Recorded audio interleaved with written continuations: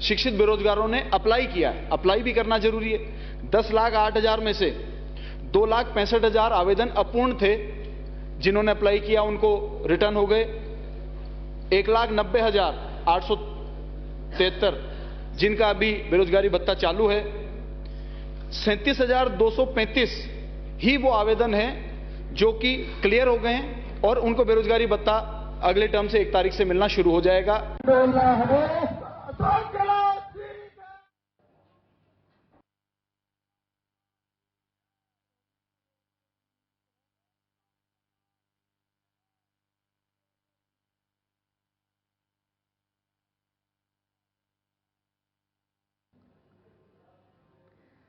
तो राजस्थान में बेरोजगारी के मामले में राजस्थान जो है देश में दूसरे नंबर पर है। प्रदेश में लगातार बेरोजगारी भत्ते का जो मुद्दा है लगातार गर्मा रहा है।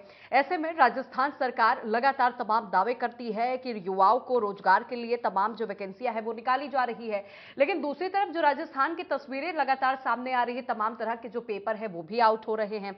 और अभी हाल ही में जब परीक्षाएं होनी थी तो ऐसे में इंटरनेट भी बंद किया गया।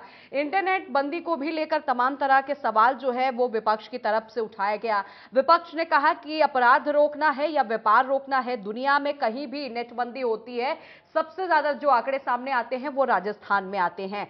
तो तमाम तरह के जो सवाल है विपक्ष लगातार कर रही है। अब वहीं अगर बेरोजगारी भत्ते की बात करें तो बेरोजगारी भत्ते को भी लेकर तमाम जो सवाल है लगातार हो रहा है। वहीं खेल मंत्री अशोक चांदना ने मंगलवार को विधानसभा में कहा कि राजस्थान में बेरोजगारी भत्ता ज्यादा होने की वजह से बेरोजगारी के जो आंकड़े हैं वो बढ़ रहे हैं। और इस पर सवाल भी किया गया कि जो रजिस्टर है वो 18 लाख से ज्यादा है, लेकिन जो जिन्हें लाभ मिल रहा है वो 1 लाख के तकरीबन ऐसे लोग हैं जिन्हें सिर्फ लाभ मिल रहा है।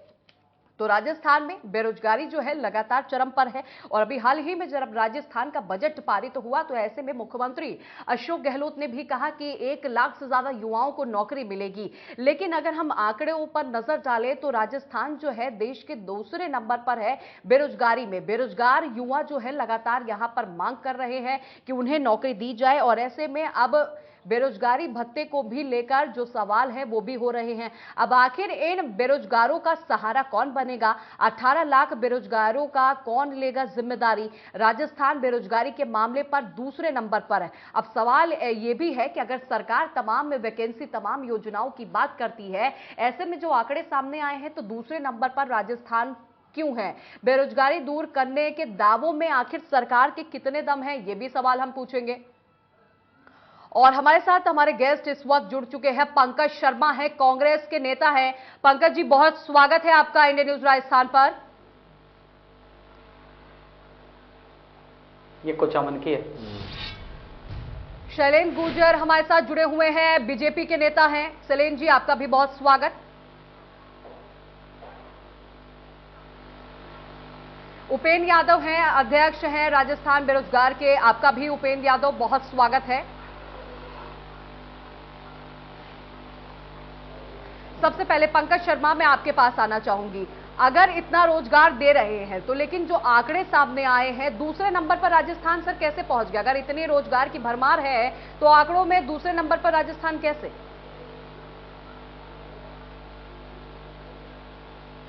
देखिए, निसंदेह आंकड़ों में राजस्थान का परसेंटेज कुछ ज्यादा है और हरियाणा के बाद दूसरे नंबर पर राजस्थान आता है। लेकिन इसके कारण आज विधानसभा में जो माननीय मंत्री जी उन्होंने बताई, क्योंकि बहुत सारे लोगों ने, बहुत सारे शिक्षित बेरोजगारों ने अपना जो नामांकन है, रजिस्ट्रेशन है, वो बेरोजगारी भत्ते के लिए करवाया है। और राजस्थान एक अकेला राज्य है जहां पे इतना ज्यादा बेरोजगारी भत्ता दिया जाता है, 4,000 साढ़े 4,000 के रूप में जो बेरोजगारी भत्ता जाता है। और मैं ये भी कहना चाहूंगा कि राजस्थान की सरकार ने लगातार अलग अलग क्षेत्रों में नौकरियां दी हैं। आप देखिए कि 1.25 लाख से ज्यादा नौकरियां हम लोगों ने ऑलरेडी दे चुके हैं। 1 लाख से ज्यादा नौकरियां हमारी विचाराधीन है। इसके अलावा जो 1 लाख से ज्यादा जो प्रक्रियाधीन भी है। इसके अलावा आप लोग देखेंगे कि राजस्थान एक अकेला राज्य है जहां पर इंदिरा गांधी शहरी रोजगार गारंटी योजना है, वो हम लोगों ने लागू की। और उस योजना के तहत 2,45,000 लोगों को हम लोगों ने अभी जो परिवार है उनको सर्व किया है। इसके अलावा आप देखेंगे नरेगा योजना में भी ग्रामीण क्षेत्रों में हम लगातार लोगों को रोजगार प्रोवाइड कराने का काम कर रहे हैं। और केंद्र सरकार को इसमें उन्होंने नरेगा योजना में जो 60,000 करोड़ का बजट था उसमें कम करके बजट 48,000 करोड़ कर दिया। तो राजस्थान की सरकार तो चाक चौबंद और लगातार रोजगार हर क्षेत्र में देने का काम कर रही है। आप देखिए कि विद्यार्थियों के लिए जो एग्जामिनेशन फॉर्म फिल किया जाता था, रजिस्ट्रेशन किया जाता था, उसमें भी उसको निःशुल्क कर दिया गया है। तो राजस्थान की सरकार से जो लगातार सजेशंस मिलते हैं, जो राजस्थान की सरकार जितनी वैकेंसी खाली है उनको फुलफिल करने का काम कर रही है। वहीं केंद्र की सरकार आप देखेंगे कि पिछले 7 साल में केंद्र की सरकार ने सिर्फ 7 लाख लोगों को नौकरियां दी है, और ये इनकी सरकार के केंद्रीय मंत्री ने संसद के पटल में रखा है डेटा। और इसके अलावा ये लोग वादा करके आए थे कि 2 करोड़ लोगों को रोजगार देंगे। इस हिसाब से तो लगभग 16 करोड़ लोगों को नौकरियां मिल जानी चाहिए थी, जिसमें सिर्फ 7 लाख लोगों को नौकरियां मिली है। और आपको लोगों को याद होगा कि पिछले साल फरवरी में देश के प्रधानमंत्री नरेंद्र मोदी जी ने कहा था कि दिसंबर तक 10 लाख लोगों को नौकरियां दे दी जाएगी, 1 साल में 10 लाख लोगों को नौकरियां दे दी जाएगी। लेकिन इन्होंने 6 करोड़ रुपए खर्च करके इवेंट बनाया और सिर्फ अब तक 1,40,000 लोगों को अपॉइंटमेंट लेटर बांटे हैं। तो ये देखने की बात है, ये देश की जनता तय करे कि जो बीजेपी की कथनियों करने में कितना फर्क है। राजस्थान की सरकार ने जो युवाओं के लिए कैसे बजट लेके आए हैं, युवा विद्यार्थियों की जो लगातार अच्छी योजनाएं लेकर आए हैं। ठीक है, लेकिन पंकज, अगर आप कह रहे हैं कि इतना रोजगार दिया गया, तो लेकिन जो आंकड़े निकलकर सामने आए हैं, हरियाणा के बाद दूसरे नंबर पर राजस्थान ही है जहां पर इतनी बेरोजगारी है। और वहीं अभी जो विपक्ष है वो भी सवाल कर रहा है। अभी हाल ही में जितनी भी परीक्षाएं हुई, जो भी पेपर आउट हुए, आप लोगों ने उसके लिए नेट बंद कर दिया। अब विपक्ष भी यही सवाल कर रहा है कि क्या रोजगार बंद करना चाहते हैं आप, क्योंकि जहां भी नेट बंदी हो रही है सबसे ज्यादा जो मामले सामने आ रहे राजस्थान के ही आ रहे हैं। इस पर आप विपक्ष को क्या जवाब देना चाहेंगे पंकज? देखिए, विपक्ष को तो खुद को अपने गिरहबान में झांकना चाहिए कि उन्होंने जो केंद्र में उनकी सरकार है, उन्होंने लोगों को कितनी नौकरियां दी। उन्होंने तो अग्निपथ जैसी योजना लाके ठेके पे ही आर्मी मैनों का सिलेक्शन करने का स्टार्ट किया। उन्होंने बैंकों को मल्टीकरण, बैंक इतने सारे बंद हो गए। जो 20 बैंक हुआ करते थे 2014 में, वो अब 5 से 6 बैंकों में रह गए हैं। तो बैंकों की जो वैकेंसीज है वो खाली रह गई है। आप देखेंगे 18 लाख से ज्यादा जॉब्स केंद्र सरकार के खाली है, उनको वो नहीं भर रहे हैं। तो ये तो मुझे लगता है कि आपको बीजेपी के प्रतिनिधि से, बीजेपी के प्रवक्ता से पूछना चाहिए कि उनकी सरकार ने, केंद्र की जो सरकार है, उन्होंने कितने लोगों को नौकरियां दी, उनके उन वादे का क्या हुआ जिसके वादे के साथ ये लोग सत्ता में आए थे कि 2 करोड़ लोगों को नौकरियां देंगे। सिर्फ 7 लाख लोगों को नौकरियां इन्होंने दी है। तो ये जो कथनियों करने का फर्क है वो बीजेपी के लोगों में करता है। राजस्थान की सरकार तो लगातार युवाओं के लिए, विद्यार्थियों के लिए, छात्रों के लिए, सबके लिए प्रतिबद्ध है। और जितनी योजनाएं युवाओं के लिए ला सकती थी उससे कई अच्छी योजनाएं लेकर आए। आप देखेंगे अनुप्रति कोचिंग योजना हो, विद्यार्थियों का जो एग्जामिनेशन फॉर्म हो उसको फीस फ्री करना हो, इनको ट्रांसपोर्टेशन की फ्री सुविधाएं उपलब्ध करवाने की बात हो, या किसी भी तरीके से जो पेपर लीक की बात आप कर रहे हैं, उसमें भी राजस्थान एक अकेला राज्य है जहां पर एंटी चीटिंग बिल लेकर आए हैं हम लोग, और उसके तहत हम लोगों ने कार्रवाई की है। मैं बीजेपी के प्रतिनिधि से आपके माध्यम से पूछना चाहता हूं कि वो एक आरोपी बता दें जो पिछले 13 से लेकर 18 तक बीजेपी की राजस्थान में सरकार रही, किस आरोपी को इन्होंने पकड़ा, किस आरोपी पर इन्होंने कार्रवाई की। ये राजस्थान की जनता को बताए। राजस्थान की जो वर्तमान सरकार है उसने तो राजस्थान में लगातार पेपर माफिया के खिलाफ कार्रवाई करने का काम किया, कठोर से कठोर बिल लाने का काम किया। और इसी हमारे राजस्थान की सरकार के जो बिल हैं उसको देखकर उत्तराखंड की सरकार ने भी ऐसा ही बिल लेकर आने का प्रस्ताव अपनी विधानसभा में पेश किया है। पंकज, यहां मैं राज्य की बात कर रही हूं, राजस्थान की बात कर रही हूं, केंद्र सरकार पर आप क्यों पहुंच रहे हैं? सरकार आपकी है, राज्य में आपकी सरकार है, मैं आपसे सवाल कर रही हूं। ठीक है, आपके सवालों का भी जवाब मैं ले लूंगी। शैलेंद्र हमारे साथ जुड़े हुए हैं। शैलेंद्र, ये तो गिना रहे हैं नौकरियां भरमार है, नौकरी मिल रही है, वही आप लोग पेपर लीक मामले को भी लेकर सर खूब सवाल उठा रहे हैं। वो तो कहे राजस्थान सरकार ऐसी है कि लगातार इन पेपर लीक के मामले पर कार्रवाई कर रही है।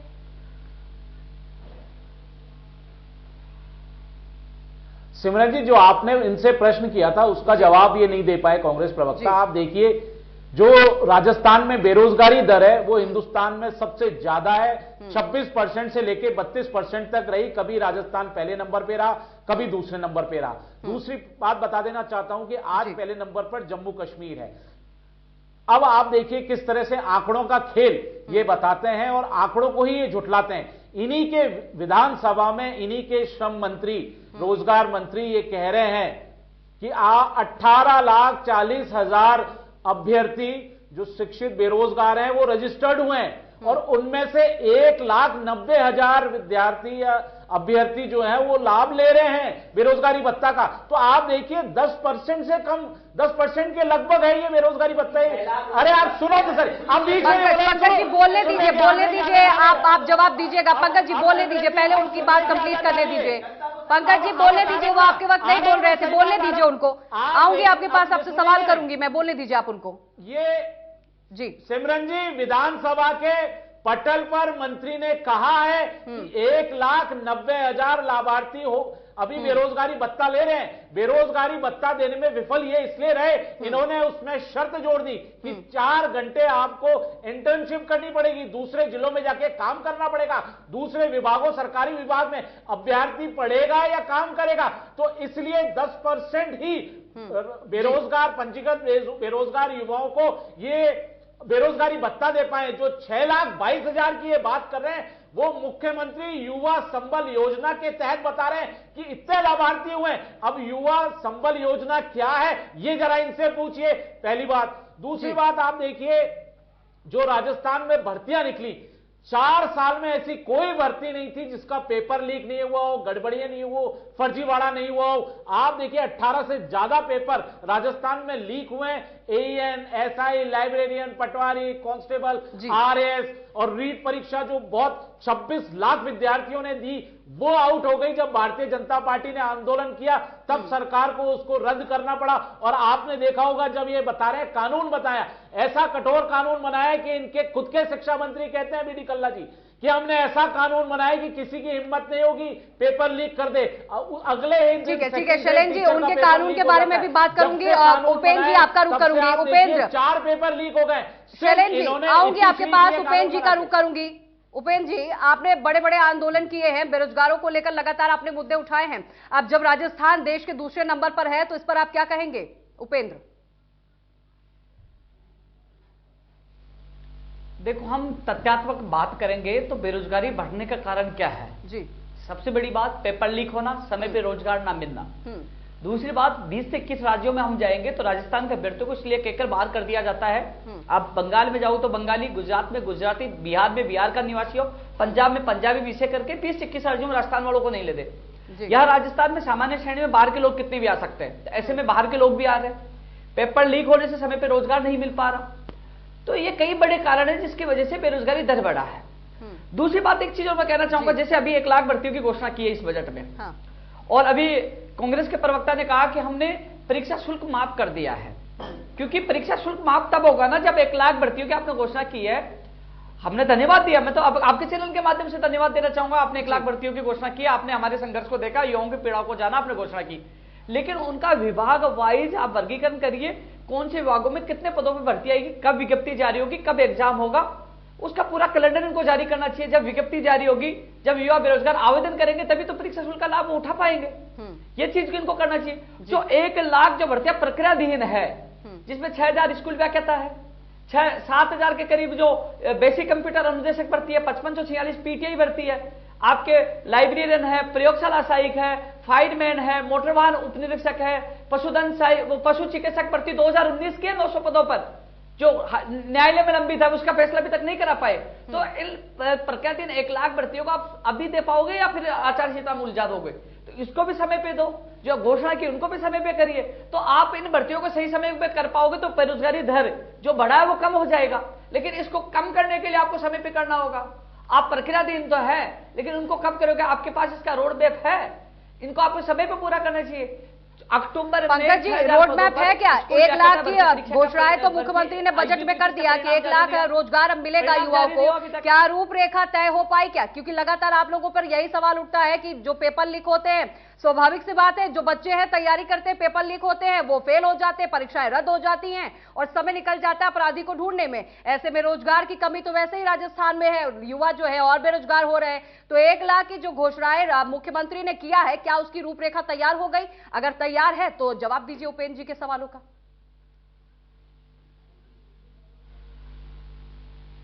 देखिए सिमरन जी, जो उपेंद्र जी ने सवाल उठाया है, उपेंद्र जी ने सवाल बिल्कुल जायज सवाल है और मानता हूं कि यूथ के सवाल इनके पास आए होंगे। लेकिन कहीं ना कहीं अभी कुछ ही दिनों पहले 16 तारीख को जो बजट का जो रिप्लाई था, उसमें मुख्यमंत्री जी ने घोषणा की है नौकरियों की 1 लाख को। और मुझे लगता है कि 10-15 दिन हुए हैं, कल से बजट सेशन वापस चल रहे हैं, विधानसभा जो चल रहा है अभी, तो बहुत जल्दी इसका जो वर्गीकरण करना है, कैटेगराइज जो करना है पदवार डिपार्टमेंट वाइज, वो बहुत जल्दी करके पब्लिक डोमेन में आ जाएगा। और मैं मान के चलता हूं, देखिए राजस्थान की सरकार लगभग लगातार नौकरियां प्रोवाइड करवा रही है, हर क्षेत्र में प्रोवाइड करा रही है, ग्रामीण हो, शहरी हो, युवा हो, हर तरीके के लोगों को रोजगार प्रोवाइड कराने का काम कर रही है। और मैं मान के चलता हूं कि बहुत जल्दी जो प्रक्रियाधीन है वो भी वैकेंसीज कंप्लीट होंगी, सबके कैलेंडर्स जारी हो जाएंगे। जो भी बाकी हैं, कुछ के एग्जाम्स हो गए, आप देखेंगे 48,000 वैकेंसियों के लिए कल, आज ही और कल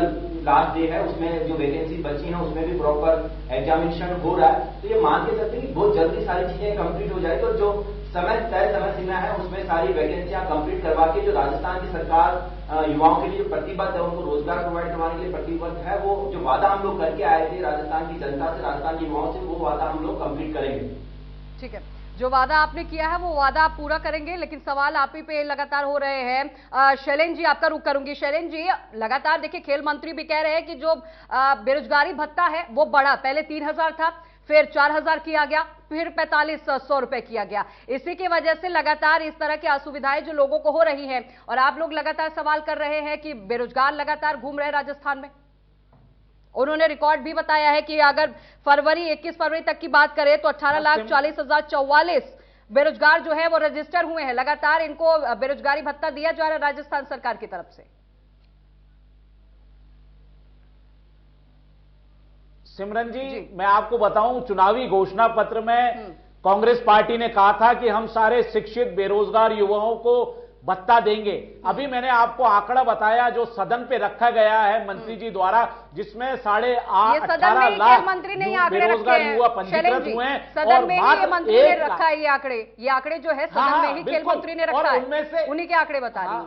बिल्कुल, हाँ, सदन में रखे हैं। और हाँ, उन्हीं में से 1,90,000 विद्यार्थी ही लाभान्वित हो रहे हैं बेरोजगारी भत्ता में। आप देखिए, जो 6,22,000 बता रहे हैं वो मुख्यमंत्री युवा संबल योजना में। तो ये आंकड़ा बिल्कुल साफ हो जाता है कि शिक्षित बेरोजगार युवा को सिर्फ 10% बेरोजगारी भत्ता दिया गया, ये अपने वादे से मुकर गए।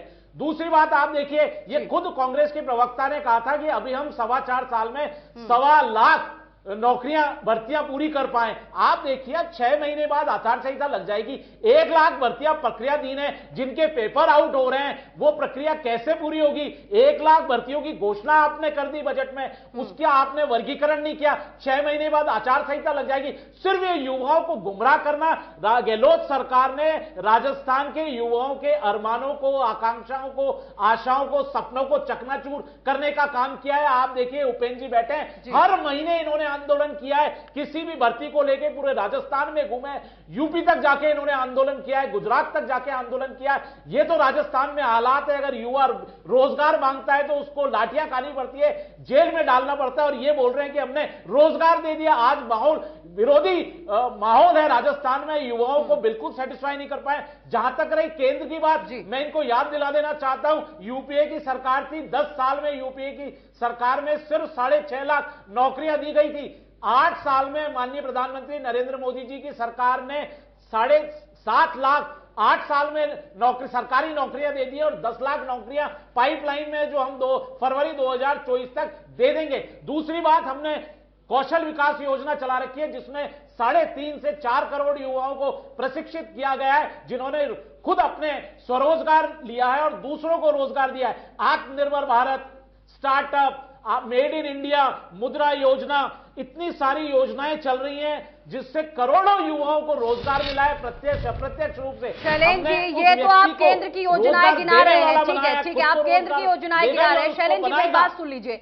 शैलेंद्र जी, आप ये केंद्र की योजनाएं गिना रहे हैं, आप मेरी बात सुनिए सर, आप मेरी बात सुनिए पहले। कौशल विकास योजना को हमने इंटरनेशनल बना दिया है, 30 अंतरराष्ट्रीय केंद्र स्थापित किए जा रहे हैं। हम युवाओं का पूरा ख्याल रख रहे हैं और जितने रोजगार हमने जनरेट किए। आपको बता दूं सिमरन जी, अगर आधारभूत ढांचा तैयार होता है, राष्ट्रीय राजमार्ग बनते हैं, रेलवे बनती है, हवाई अड्डे बनते हैं, आप देखिए इंफ्रास्ट्रक्चर डेवलप होता है, तो उससे रोजगार जनरेट होता है। इनके टाइम की अगर मैं बता दूंगा कि क्या स्थिति थी, 2014 से पहले 91,000 राष्ट्रीय राजमार्ग थे। हमने 9 साल में 61 हजार किलोमीटर राजमार्ग बना दिए। 10 साल में हम ये 1 लाख किलोमीटर राजमार्ग बना देंगे। आप देखिए 9 साल में कितनी जबरदस्त तरक्की कर रहा भारत, 67 हवाई अड्डे बना दिए। पहले शैलेंद्र जी, अब आप मेरी बात सुन लीजिए, अब आप मेरी बात सुन लीजिए। शैलेंद्र जी, आप मेरी बात सुनिए पहले। शैलेंद्र जी, आप मुझे बोलने दीजिए, पहले आप मेरी बात सुनिए। आप केंद्र की योजनाएं गिना रहे, ठीक है। अगर राजस्थान सरकार विफल रही, रोजगार नहीं दे पा रही, तो इसी साल चुनाव होने हैं, अगर आप सत्ता में आएंगे तो क्या बेरोजगारों की नैया पार करेंगे? क्या कुछ करने वाले हैं नया, क्या कुछ करेंगे? बिल्कुल निश्चित तौर पर मैं आपको बता देना चाहता हूं, ये ऑन रिकॉर्ड है। भारतीय जनता पार्टी के टाइम पे 2.25 लाख से ज्यादा हमने रोजगार दिए थे, और अप्रत्यक्ष रूप से भी जो योजनाएं थी युवाओं के लिए वो चलाए, मेले लगाए और उनको प्रशिक्षित कर अप्रत्यक्ष और प्रत्यक्ष रूप से लाखों लोगों को रोजगार दिया। पेपर लीक माफिया नहीं पनपने दिया हमने। अगर पेपर लीक होता था तो उस पर कार्रवाई की जाती थी और आगे पेपर लीक नहीं होता था। यहाँ तो कार्रवाई तो राजस्थान की भी सरकार कर रही है ना शैलेंद्र जी, कार्रवाई तो सरकार भी कर रही है ना, राज्य सरकार भी तो कार्रवाई कर रही है ना। धीरज रखिए ना, पकड़ने दीजिए, अपराधियों को पकड़ने दीजिए। लगातार कार्रवाई तो राजस्थान की भी सरकार कर रही है। आप लोग का तो यही तर्क होता है पेपर लीक हो जाएगा कार्रवाई करेंगे, वही चीज तो राजस्थान सरकार कर रही है। फिर कैसे आप सवाल उठा रहे हैं इस पे? ऐसे क्या आप करेंगे कि पेपर ही ना लीक हो? अगर आपसे मैं सवाल करूं तो क्या ऐसा प्रावधान लाएंगे कि पेपर ही ना लीक हो? कैसी कड़ाई करेंगे? यही तो मैं आपसे पूछ रही हूँ। छोड़ दिया है, सरगनाओं को छोड़ दिया है, साठ-गांठ हो रही है, युवाओं के भविष्य के साथ खिलवाड़ किया है। आज राजस्थान का युवा खून के आंसू रो रहा है। आने वाले 2023 में ये युवा दिखा देगा कि कांग्रेस पार्टी को यहां से ना विदा कर दिया तो। ठीक है, तो 2023 में चुनाव के बाद आप दिखा देंगे कि कांग्रेस पार्टी विदा हो जाएगी, ठीक है। उपेंद्र जी, आपका रुख करूंगी। एक वसूल हो गया है, पहले परीक्षा की तैयारी करो, फिर पेपर लीक हो जाए, फिर अपने हक के लिए बोलो तो सरकार की लाठियां खाओ। आपने दोनों पक्ष की पार्टियों के बारे में सुन लिया, दोनों लोगों की क्या कुछ राय है। वो सरकार में है, वो कह रहे हैं कि हम लगातार कार्रवाई कर रहे हैं, वो कह रहे हैं कि हम सरकार में आएंगे तो अगर पेपर लीक होगा तो हम कड़ी कार्रवाई करेंगे। दोनों के तर्क एक जैसे हैं। उपेंद्र जी, आप इस पर क्या कहना चाहेंगे? राज्य सरकार ये दावा कर रही है 1 लाख वैकेंसियों की घोषणा बजट पत्र में हो चुकी है, 1 लाख युवाओं को रोजगार मिलेगी। अब वही सरकार ने यह भी आंकड़े दिए हैं कि 162 बार इन्होंने रोजगार सहायता शिविर लगाया है, 162 बार शिविर लगाया गया है, लेकिन उसके बावजूद दूसरे नंबर पर राजस्थान है।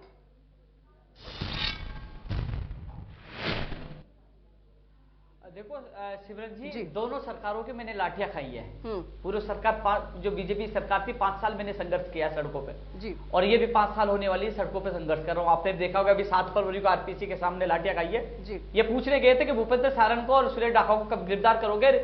फर्स्ट ग्रेड का जो 4 महीने से परिणाम नहीं आया उसका परिणाम कब निकालोगे? खनिज अनुदेशक भर्ती की फाइल कब भेजोगे? उस बस में जो बैठे थे उन लोगों को खुलासा कब करोगे? मुकदमा दर्ज कर दिया, लाठीचार्ज कर दिया। अब मैं एक चीज तो मैं कहना चाहूंगा, बीजेपी के प्रवक्ता बैठे, कांग्रेस के प्रवक्ता भी बैठे, मैं चुनौती दे रहा हूं आपके चैनल के माध्यम से कि पेपर लीक बीजेपी सरकार में भी हुए, उस समय कम हुए थे लेकिन इस बार ज्यादा हो गए। लेकिन मैं पूछना चाहता हूं कि हमेशा आपने भी दिखाया है, मीडिया में भी चला है कि पेपर लीक के जो अपराधी पकड़े गए, क्या आज तक किसी भी पेपर लीक माफिया को सजा हुई? नहीं हुई, आज तक एक को भी नहीं हुई। इसीलिए तो पेपर लीक हो रहे, वो पनप गए, हमने उसको जड़ से उखाड़ कर नहीं फेंका।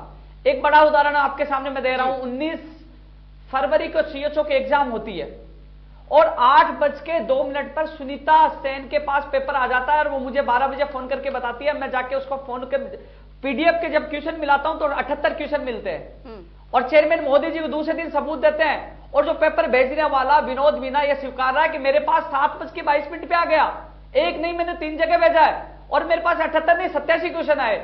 एसओजी को दे दिया, 9 दिन हो गए, इसका खुलासा नहीं हुआ।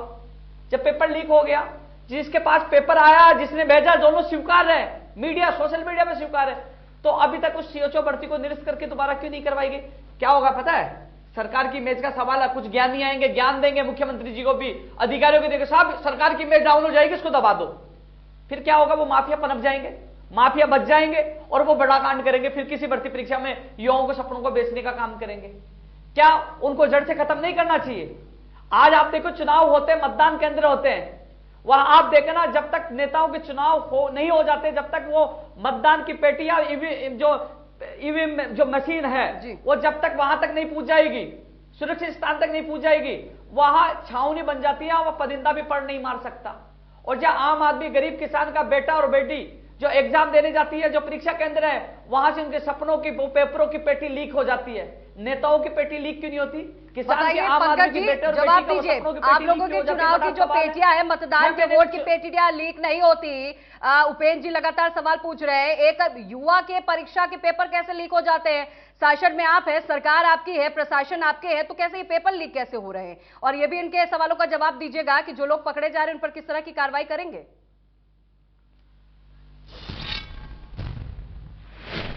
देखिए, उपेंद्र जी ने जो सवाल उठाए हैं, निसंदेह ये संवेदनशीलता का विषय है और मैं ये दावे के साथ कह सकता हूं कि राजस्थान की जो वर्तमान सरकार है उसने जो पिछली सरकारों के कंपैरिजन में अगर हम बात करें तो सबसे ज्यादा काम पेपर लीक को रोकने के लिए अगर किसी सरकार ने किया तो कांग्रेस की वर्तमान सरकार ने किया। आप देखिए, एंटी चीटिंग बिल का लेकर कौन आया? कांग्रेस की सरकार लेकर आई। एंटी चीटिंग बिल के तहत आप देखेंगे, भले जीपीएस इनेबल्ड ट्रांसपोर्टेशन की बात करनी हो, क्लोज सर्किट कैमरा लगाने की बात करनी हो, रोटेशन में जो स्टाफ लगाने की बात हो, उनकी बात करने की बात हो, इसी तरीके से जितने भी जो उपाय किए जा सकते थे पेपर लीक को रोकने के लिए वो हम लोगों ने किए। इसके अलावा देखेंगे, जो अपराधी पकड़ने के बाद उन पे जुर्माना लगाने की बात हो, उनकी सजा की बात हो, उन पे घरों पर बुलडोजर चलाने की बात हो, वो सारे उपाय राजस्थान की सरकार ने किया। और अब इसी बजट में हम लोगों ने एसटीएफ की भी घोषणा की कि हम स्पेशल टास्क फोर्स बनाएंगे, उसके तहत भी कार्रवाई करेंगे। और आप देखेंगे, हम लोगों ने 2 दिन पहले ही जो इसका सजना था, आरोपी था, उसको भी पकड़ा है। और मैं मानता हूं कि जितने भी और भी आरोपी बच रहे हैं तो उनको पकड़ने का काम लगातार टीमें लगी हुई है,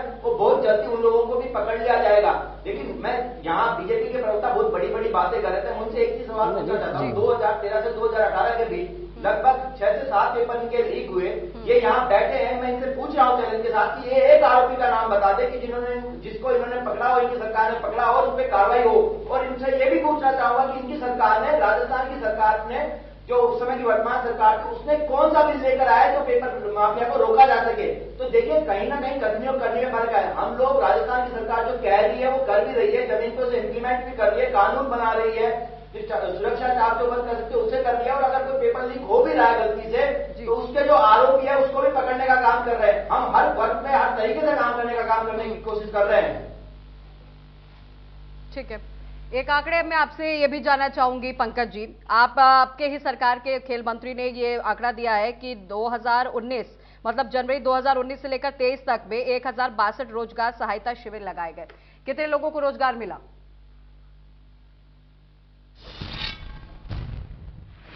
देखिए, जो रोजगार शिविर लगाया, आपने देखा होगा कि अभी अलग अलग जिलों में मुख्यमंत्री जी रोजगार मेले लगा रहे हैं। उसके लिए हम लोगों ने अभी और व्यवस्था की। उदयपुर में हम लोगों ने लगाया, बीकानेर में हम लोगों ने लगाया, इसके अलावा जोधपुर में हम लोगों ने लगाया। और इसके बाद और भी रोजगार मेले प्रस्तावित हैं। इसके अलावा आपने देखा कि जो इन्वेस्टमेंट समिट है उसके तहत भी बहुत सारा इन्वेस्टमेंट है, उसके तहत भी लोगों को रोजगार मिलेंगे। इंदिरा गांधी शहरी रोजगार गारंटी योजना, उसमें जो कम पढ़े लिखे लोग हैं, शहरों में रहते हैं, उनके लिए भी हम लोगों ने रोजगार की व्यवस्था की। उसमें भी 2,45,000 लोगों को हम लोग रोजगार दे चुके हैं। और आप देखेंगे कि जो नरेगा योजना है उसमें भी लगभग 60 लोगों को नौकरियां मिल चुकी है। लेकिन मैं कहीं ना कहीं जो बीजेपी की सरकार के प्रवक्ता बहुत बड़ी बड़ी बातें करें, तो एक सवाल और पूछना चाहता हूं कि पिछले 45 करोड़ से ज्यादा लोग पिछले कुछ सालों में बेरोजगार हुए हैं और पिछले 30 साल में बेरोजगारी दर सबसे ज्यादा है केंद्र सरकार में। तो ये इस चीज का जवाब देखिए, इन्होंने कौन से रोजगार प्रोवाइड करे, जनता को बताएं, देश की जनता को बताइए। शैलेंद्र जी जवाब दीजिए। सिमरन जी, मुझे लगता है कि हमारे कांग्रेस प्रवक्ता की नॉलेज कम है।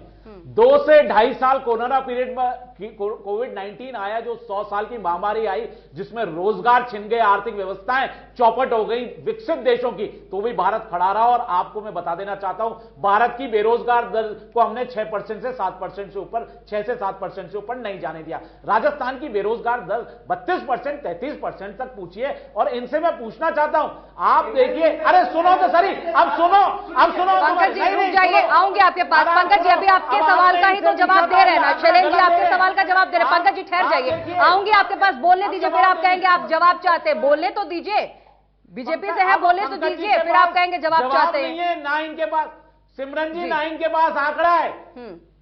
सिमरन जी, इन्होंने 1000 जो रोजगार मेले लगाए उसका आंकड़ा भी गलत दिया है। ये तैयारी करके आते नहीं है, पढ़ते नहीं है, 1 लाख लोगों को भी रोजगार नहीं दे पाए। यह 2,45,000 की बात करते हैं। मैं बता रहा हूं आपको कि जो पेपर लीक हो रहा है उसमें मुख्यमंत्री अशोक गहलोत जी का बयान में यहां कोट करना चाहता हूं। उन्होंने कहा है कि किसी भी अधिकारी कर्मचारी की इसमें मिलीभगत नहीं है। तो इन्हीं के पूर्व उप मुख्यमंत्री और जो पीसीसी चीफ है वो बोलते हैं कि जादू से पेपर लीक हो गया। स्ट्रांग रूम से पेपर लीक हो रहे हैं, प्रिंटिंग प्रेस से पेपर लीक हो रहे हैं, ट्रांसपोर्टेशन से पेपर लीक हो रहे हैं, रिकॉर्ड रूम से पेपर लीक हो रहे हैं, जहां पेपर बन रहे हैं वहां से पेपर लीक हो रहा है। और ये इनके मुख्यमंत्री कहते हैं कि इसमें अधिकारी और कर्मचारियों का हाथ नहीं है। कितनी हास्यास्पद बात है। ये कोई भी समझदार बच्चा भी नहीं समझ पाएगा कि क्या बात मुख्यमंत्री कर रहे हैं। इन्होंने संरक्षण देने का काम किया है। जो दलाल हैं, बिचौलियां हैं, सिर्फ उन पे कार्रवाई की जा रही है। जो बड़े मगरमच्छ हैं, जो सरगना हैं, उनको राजनीतिक संरक्षण के तहत बचाया जा रहा है। एक भी बता दिए आरपीएससी के किसी भी बड़े अधिकारी को, कर्मचारी को आपने सस्पेंड किया हो, गिरफ्तार किया हो। आपने डीपी जारौली माध्यमिक शिक्षा बोर्ड के चेयरमैन को छोड़ दिया, जो कह रहा था कि राजनीतिक संरक्षण के कारण सब हो रहा है। आपने सुभाष गर्ग तक आज गई, आपने क्या उनसे पूछताछ की?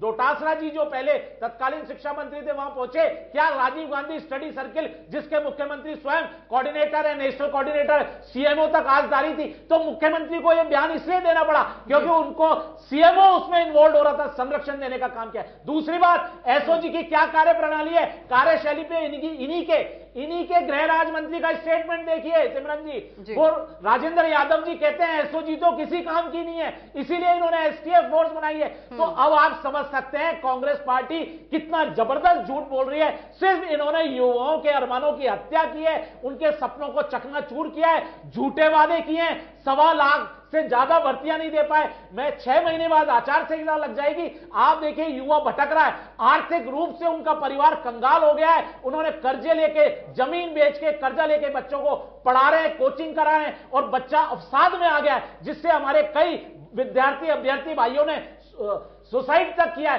तो ये हालात राजस्थान के पैदा कर दिए। पंकज जी बात कर रहे हैं, ना इनके पास डेटा है, ना इनके पास कोई स्ट्रैटेजी है। और जब लीक जो कानून बना उसके बाद 4 पेपर लीक हो गए, कांस्टेबल का, वन रक्षक का, सीएचओ का, सेकंड ग्रेड का। आपके शिक्षा मंत्री कहते हैं हमने कठोर कानून बनाया है, कोई अब किसी की मजाल नहीं पेपर लीक हो जाए। उसके बाद ऐसा तमाचा मारा गहलोत सरकार पर कि अगले दिन ही पेपर लीक हो गया। गड़बड़ियां, फर्जीवाड़ा, पेपर लीक, घोटाले, यही कांग्रेस की संस्कृति रही है।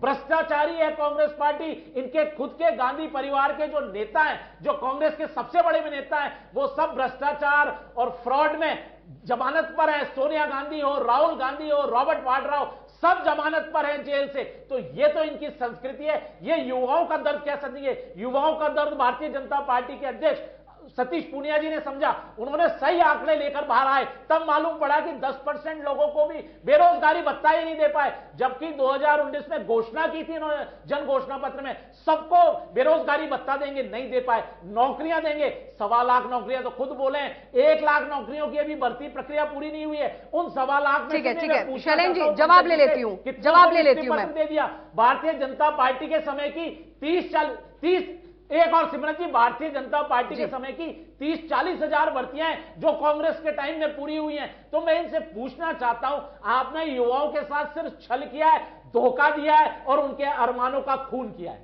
ठीक है पंकज जी, जवाब दीजिए। देखिए सिमरन जी, मैं बीजेपी के मेरे साथी से पूछना चाहूंगा कि जो सवाल मैंने इनसे पूछे कि जो केंद्र सरकार का 18 लाख वैकेंसियां खाली हैं, उसके साथ इन्होंने क्या किया, उसका जवाब इन्होंने दिया नहीं। जो जिस वादे के साथ केंद्र की सरकार में आए थे, अरे बताया तो था तुम्हारे, हमने तो कंपेयर करके बताया। यूपीए सरकार में आप 6.5 लाख नौकरियां दी 10 साल में, हम 17.5 लाख सरकारी नौकरी दे रहे हैं और करोड़ों युवाओं को अप्रत्यक्ष प्रत्यक्ष रूप से रोजगार दे रहे हैं। कौशल विकास योजना, आत्मनिर्भर Bharat, startup, stand up, skill development, made in India, मुद्रा योजना, इससे करोड़ों लोगों को प्रत्यक्ष अप्रत्यक्ष रूप से युवाओं को रोजगार मिला। शैलेंद्र जी अब बोलने दीजिए, पंकज जी आप जवाब दीजिए, अपनी अपनी बारे में बोलिए। उपेंद्र जी आपके पास भी आऊंगी, पंकज जी जवाब दीजिए आप। नहीं, आप इनसे पहले बारी मेरी थी, आपने बीच में उनको दे दिया। कम से कम युवाओं की आवाज उठा रहा हूं तो मुझे पूरा समय देने की मैं आपसे मांग कर रहा हूं। जब सरकार से हम लड़ रहे हैं तो कम से कम मुझे भी बात करने का मौका दीजिए। बोलिए उपेंद्र जी, बोलिए आप। मैं ये कह रहा हूं, विपक्ष पे मैं दोनों से सवाल उठा रहा हूं। 7 फरवरी को हम लोग आरपीएस से पहुंचे, पिछले 19 दिन से मैंने अन्न का त्याग कर रखा है। मैंने अन्न नहीं लिया 19 दिन से, केवल लिक्विड, छाछ, गाजर, इनके सारे मैं जी रहा हूं। क्यों? मेरे युवा बेरोजगारों पर लाठीचार्ज किया गया 7 फरवरी को आरपीएससी के सामने। जब पुलिस मौजूद थी, पुलिस की सहमति से 5 लोग अंदर जा रहे थे और मुकदमा दर्ज कर दिया। विपक्ष क्या विधानसभा में इस चीज को उठा रहा? नहीं उठा रहा। यहां जो पक्ष है क्या हमें न्याय दिलाएगा? पिछले 19 दिन से मैं बिल्कुल अन्न का त्याग कर रखा है। आप मेरी कभी भी हॉस्पिटल लेके जांच कराओ, मैं चैलेंज दे रहा हूं। क्यों संवेदनशीलता दिखाई? क्यों मैंने अन्न का त्याग कर रखा है? क्या युवा बेरोजगारों पर लाठीचार्ज करने वाले उस एसएचओ को निलंबित नहीं कर सकते ये लोग? वो मुकदमा दर्ज किया गया उसको वापस नहीं ले सकते?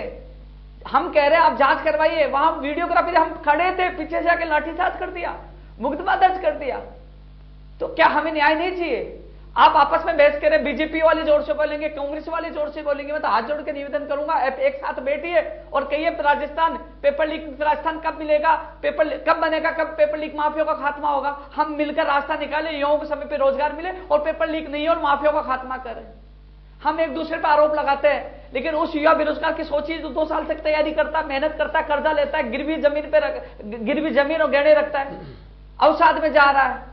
किसी एमएलए का, किसी बड़े के नेता का बेटा और बेटी फर्स्ट ग्रेड, सेकंड ग्रेड, पटवारी, सीएसओ, एलडीसी इनकी तैयारी नहीं करता। आम आदमी, गरीब का, किसान का बेटा और बेटी तैयारी करता, वो जानते इस दर्द को।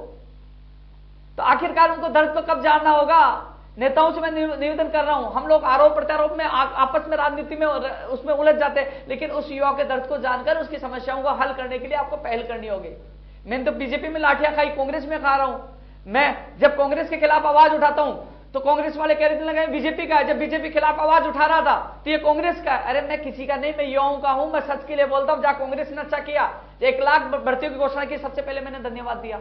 जिस दिन भूपेंद्र सारण को पकड़ा, मैंने कहा अच्छी सफलता है। जहां अच्छा होगा मैं धन्यवाद दूंगा, लेकिन जहां गलत होगा, जहां पेपर लीक होगा, जहां लाठीचार्ज होगा, मैं इस अन्याय के खिलाफ आवाज बुलंद करता रहूंगा। चाहे मुझे कितनी बार जेल में डाल दो, कितने मुकदमा दर्ज कर दो, क्योंकि अन्याय बर्दाश्त नहीं होगी। सच के लिए मैं बोलता रहूंगा। लेकिन आपको सच के लिए, युवाओं को बचाने के लिए आगे आना होगा, पहल करनी होगी और पेपर लीक मुक्त राजस्थान बनाना होगा। और जो 1 लाख भर्तियों की घोषणा की, उसका कैलेंडर जारी करना होगा। कैलेंडर जारी करिए, आप रोड में दीजिए कि हम लोग इनको इतने समय में पूरी कर देंगे, इनको इतने समय में पूरी कर देंगे। आज बेरोजगार कभी कर्मचारी चयन बोर्ड प्रदर्शन करता है, कभी आरपीएससी करता है। वो प्रदर्शन करने के लिए शिक्षा लेता है क्या, पढ़ाई करता है क्या? और फिर लाठीचार्ज कर देते हैं, मुकदमे दर्ज कर देते हैं। तो ये कहां तक का न्याय है? मैं न्याय मांग रहा हूं, मैं कह रहा हूं ठीक है, कार्रवाई करें जवाब लेती और हमें हूं। बताइए कि हम कब तक ये भर्तियां, लंबित भर्तियां पूरी हो जाएगी, कब तक न्याय मिल पाएगा?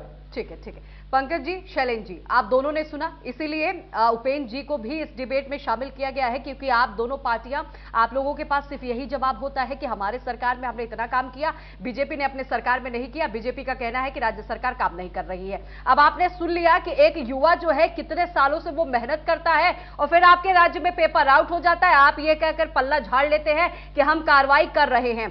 अब उपेंद्र जी ने आपसे ये सवाल पूछा है, पंकज जी आप इसका जवाब दीजिएगा। जो 1 लाख घोषणाएं आप लोगों ने किया है, उसका खाका आप लोगों ने किस तरह तैयार किया है, क्या कुछ रूपरेखा है, इसका जवाब दीजिए। और किन किन वर्ग के लोगों को ये वैकेंसियां दी जाएंगी जो 1 लाख घोषणा मुख्यमंत्री ने की है, बताइए। देखिए, जो उपेंद्र जी ने सवाल उठाया वो बिल्कुल जरूरी सवाल है और मैं इसका पहले भी जवाब दे चुका हूँ, क्योंकि 16 तारीख को ही जो बजट का भाषण हुआ था, उत्तर दिया गया था बजट का, उसमें ये घोषणाएं हुई हैं और अभी 15 दिन का वक्त हुआ। इस बीच में विधानसभा चलती रही। तो मैं मान के चलता हूँ कुछ दिनों में जो प्रक्रिया है, अधिकारी अपना काम करने के, अपना जो पूरी प्रक्रिया करके बहुत जल्दी ही पब्लिक डोमेन में कैटेगराइज करके जनता के बीच में, युवाओं के बीच में आ जाएगी वैकेंसी। और बहुत जल्दी हम कोशिश करेंगे कि आचार संहिता का मुद्दा बार बार में बीजेपी के प्रवक्ता उठा, उससे पहले ही हम लोग चाहते कि कंप्लीट कर लेते कि हम झूठे वादे करके सरकार नहीं आए। हमने कहा कि 10 लाख नौकरियां देंगे या इस तरीके से, तो अच्छी से अच्छी, ज्यादा से ज्यादा नौकरियां जो हम दे सकते हैं युवाओं को, वो देने की हम कोशिश कर रहे हैं। और युवाओं को नौकरियां देने के अलावा जो और जो प्राइवेट लोग हैं, जिनको रोजगार मेले लगाने की बात कर रहे हो, स्किल डेवलपमेंट करने की बात, उनके तहत भी हम लोगों को लगातार काम देने का काम राजस्थान की सरकार कर रही है। तो मैं बहुत ही जिम्मेदारी के साथ और संवेदनशीलता के साथ कहता हूँ कि जो उपेंद्र जी ने सवाल उठाए हैं वो सरकार तक पहुंच भी रहे हैं और बहुत जल्दी उन पे क्या उस एसएचओ खिलाफ कार्रवाई होगी जो लाठीचार्ज किया था? मैं ये जानना चाह रहा हूँ। अब युवा आप अच्छी तरह जानोगे, इस पर भी जवाब दे दीजिए। आपकी बात से सहमत हूँ कि अगर कोई कानून के खिलाफ जाकर कोई कार्रवाई अगर हुई है तो उसमें जरूर कोई ना कोई कार्रवाई जल्द से जल्द होगी। पंकज जी, अगर अभी 2023 में चुनाव होना है, अगर उस दौरान आप लोग हारते हैं तो आप ईवीएम पर दोष दे देते हैं। आप कहते हैं कि जो वोट की पर्चियां हैं वो आउट हुई, उस पर आप लोग तमाम तरह के प्रशासन खड़े कर देते हैं, सुरक्षा के पूरे इंतजाम कर देते हैं। वही तो उपेंद्र जी पूछ रहे हैं ना कि आने वाले दिनों में पेपर ना आउट हो, इसके लिए क्या कुछ कड़े कदम उठाए जाएंगे, ये बताइए। कार्रवाई तो आप भी करेंगे, कल बीजेपी की सरकार आएगी, बीजेपी भी करेंगी। ऐसा क्या ठोस कानून लाएंगे आप कि पेपर ही ना लीक हो? क्योंकि पेपर तो आपके ही प्रशासन के अंदर होता है, आपके ही अधिकारी होते हैं। ए से लेकर जेड तक आप ही के पूरी प्रशासन वहां पर मौजूद होता है। पेपर बच्चे तो आउट नहीं करते, ऐसे में मिली भगत तो आपके ही प्रशासन की होगी ना। देखिए सिमरन जी, आपका सवाल बहुत वाजिब है, लेकिन मैं आप ही से एक सवाल पूछना चाहता हूं कि पिछले कुछ ही दिनों में, मैं पिछले 15 दिन की बात बता रहा हूं आपको, मध्य प्रदेश में एक पेपर लीक हुआ, उत्तराखंड में एक पेपर लीक हुआ और यूपी में भी एक पेपर लीक हुआ, और इसके अलावा लगातार अलग अलग स्टेट्स में लगातार पेपर लीक हो रहे हैं। और इसके लिए प्रधानमंत्री नरेंद्र मोदी जी ने भी अपनी चिंता जाहिर की है, अमित शाह जी ने भी इसमें एक वक्तव्य दिया था, और राजस्थान की सरकार ने तो उस पर कानून बनाकर जो बहस करने की कोशिश कर सकते हैं वो हम लोग लगातार कर रहे हैं। आपने देखा होगा बजट सेशन में भी हम लोग स्पेशल टास्क फोर्स भी हम लोगों ने अनाउंस की है, उसके तहत कार्रवाई करने का भी काम किया, और आपने देखा होगा जो आरोपी पकड़े गए थे उस पर भी हम लोगों ने कार्रवाई की। लेकिन मैं मानता हूँ बड़ी जिम्मेदारी के साथ ये चीज कह रहा हूँ कि कहीं ना कहीं एक स्टेट की समस्या नहीं है, ये पूरे देश में एक नेक्सस है जिसे हम सबको मिलकर तोड़ना पड़ेगा, कलेक्टिवली हम लोगों को काम करना पड़ेगा। मुझे लगता है कि अरे सर, पूरे देश की मत करिए ना बात, पूरे देश की बात मत करिए, मध्य प्रदेश की बात मत करिए, हरियाणा की बात मत करिए, उत्तर प्रदेश की बात मत करिए, राजस्थान की बात कर रही हूँ। राजस्थान में क्या होगा तो ठीक है सर, फिर आप चुनाव में पार्ट मत लीजिए, आप मत 2023 में चुनाव करिए, होने दीजिए मध्य प्रदेश में चुनाव, उत्तर प्रदेश में होने दीजिए, राजस्थान में फिर क्यों होने देंगे? इसीलिए तो आपसे पूछ रही ना, अभी राजस्थान पर सवाल कर, राजस्थान में क्या होगा यही तो उपेंद्र जी पूछ रहे हैं आपसे। देश की समस्या नहीं है क्या? ये युवा देश का भविष्य नहीं है क्या? अरे सुमन जी मेरी बात तो सुनिए, क्या युवा देश का भविष्य नहीं है? पंकज जी, अगर स्कूल के अध्यापक आप होंगे तो शिक्षक जो वहां पर छात्र है आपसे सवाल पूछेंगे कि वो जाएंगे फॉरनर के प्रिंसिपल से पूछने? आपसे सिर्फ यही एक सवाल है पंकज जी, आप सुन लीजिए, आप सुन लीजिए, मेरा सवाल सुन लीजिए। शिवरन जी, आप मेरा सवाल सुन लीजिए। उपेंद्र जी आऊंगे आपके पास, आऊंगे आपके पास, आऊंगे आपके पास, मुझे बोलने दीजिए। पंकज जी, आप मेरा एक सवाल सुनिए। 2023 में आपका चुनाव है, अभी तक सत्ता में आप लोग थे, आप लोगों ने लाखों करोड़ों वैकेंसियां दी, जो कि आप लोग सदन में भी बोलते रहते हैं, आप यहां पर भी बोल के बैठ रहे हैं। उपेंद्र जी का मात्र एक ये सवाल है कि ठीक है, पेपर लीक हुआ, आपकी सरकार जो है कार्रवाई कर रही है, आने वाले दिनों में भी आप लोग कार्रवाई ही करते रहेंगे, युवा का जो भविष्य है वो खराब होता रहेगा। ऐसे में क्या ठोस कदम मुख्यमंत्री अशोक गहलोत उठाएंगे, आपकी सरकार क्या उठाएगी जिससे भविष्य में पेपर लीक ना हो? इसमें किसी और राज्य की बात प्लीज मत करिएगा।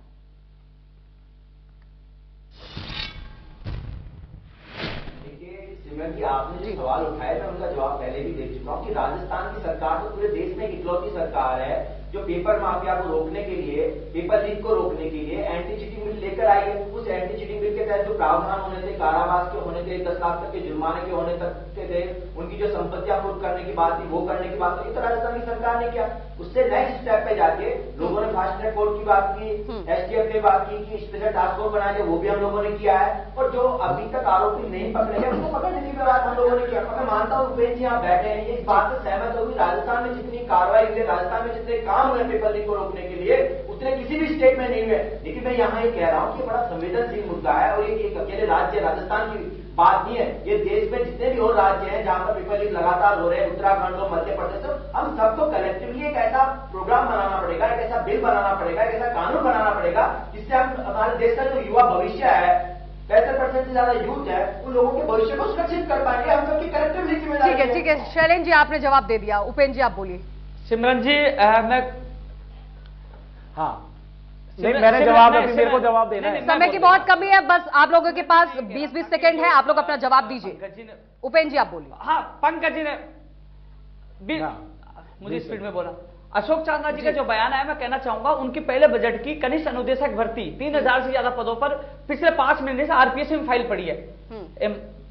सुनिए महाराज, उस फाइल को निकलवा कर कम से कम 3000 लोगों को रोजगार देने का काम करो, कम से कम बेरोजगारी दर कम होगी। ठीक है पंकज जी, फाइलें खुलती रहेंगी, रोजगार के दावे सरकार करती रहेगी। ठीक है, मैं शैलेंद्र जी का रुख करूंगी। शैलेंद्र जी, उपेंद्र जी आप ही के सवाल का जवाब मैं शैलेंद्र जी से लूंगी। शैलेंद्र जी आप सुन रहे थे, उपेंद्र जी आपके भी कार्यकाल को याद करा रहे थे, आपके भी दौरान क्या हुआ था वो भी वो बता रहे थे। लास्ट कमेंट आपसे, क्या कहना चाहेंगे आप? जिस तरह राज्य सरकार लगातार दावा कर रही है कि बेरोजगारी भत्ता जो है लोगों को दिया जा रहा है, रोजगार जो है 1 लाख मुख्यमंत्री ने घोषणा किया है, इस पर आप क्या कहेंगे? लास्ट कमेंट आपका। सिमरन जी आप देखिए, जो घोषणा की गई थी वो आज सदन के पटल पर खुल गई कि कितना बड़ा झूठ इन्होंने बोला था कि हम सारे शिक्षित बेरोजगार युवाओं को भत्ता देंगे वो दे नहीं पाए, 10% को दे पाए। बीजेपी के टाइम में आपने देखा होगा सिर्फ 4-5 पेपर लीक हुए थे और उसमें कड़ी कार्रवाई कर आगे पेपर लीक नहीं होने दिया था। लेकिन मैं आज पंकज जी से पूछना चाहता हूं, जो माफिया पनप गया, आप एक भी आरोपी बता दीजिए जो राजस्थान के बाहर का हो, बताइए। आप उसको राष्ट्रव्यापी बनाना चाहते हैं। मैं इनसे पूछना चाहता हूं, इन्हीं के उप मुख्यमंत्री ने कहा था आप दलालों बिचौलियों को पकड़ना छोड़िए और सरगनाओं को पकड़िए। जब ये सरगनाओं को नहीं पकड़ पा रहे, पहले कहता था हर बार पेपर लीक होने के बाद मुख्यमंत्री जी कहते थे कि भाई अब पेपर लीक नहीं होगा, हमने बड़ी कार्रवाई कर दी है, और उसके बाद इन्होंने मास्टरमाइंड बताया। आप तीनों मेहमानों का बहुत बहुत शुक्रिया करूंगी बातचीत करने के लिए। आप तीनों लोग एक दूसरे पर आरोप लगा रहे थे, जवाब बिल्कुल नहीं मिल पाया कि बेरोजगारी की सुध आखिरकार कौन लेगा। बीजेपी का अपना तर्क है और कांग्रेस का अपना तर्क है। अब फिलहाल देखना होगा कि आने वाले दिनों में 2023 के बाद जो चुनाव होगा उसमें कौन जो है बेरोजगारों की नैया पार करता है। फिलहाल बड़ी बहस में बस इतना ही, लेकिन तमाम खबरों के लिए देखते रहे इंडिया न्यूज राजस्थान।